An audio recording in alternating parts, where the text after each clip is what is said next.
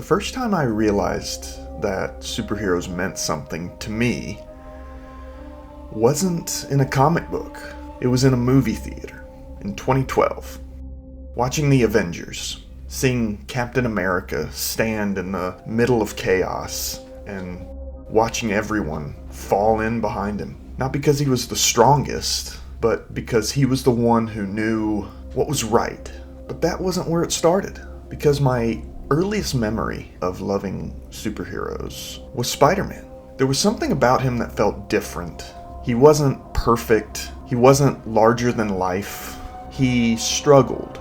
He failed. And he kept going anyway. For the first time, I didn't just watch a hero. I saw myself in one.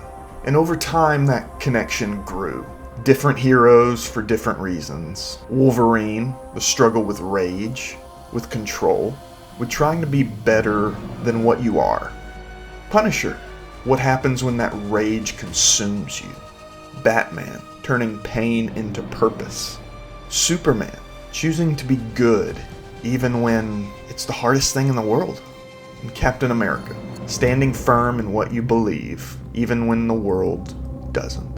And the more I thought about it, the more I realized superheroes aren't really about superheroes. They're modern mythology. They're how we try to understand ourselves by turning our struggles into something larger than life. Because it's easier to look at Wolverine and say he's fighting his anger than it is to look at yourself and admit the same thing.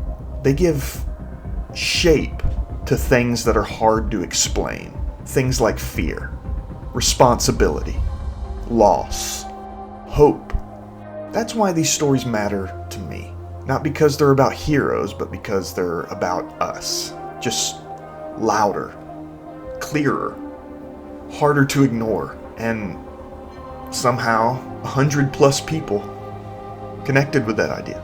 And that's something I find really powerful and meaningful. So thank you for 100 subscribers and counting. And I'm not done, because these stories don't end, and there's plenty more to uncover.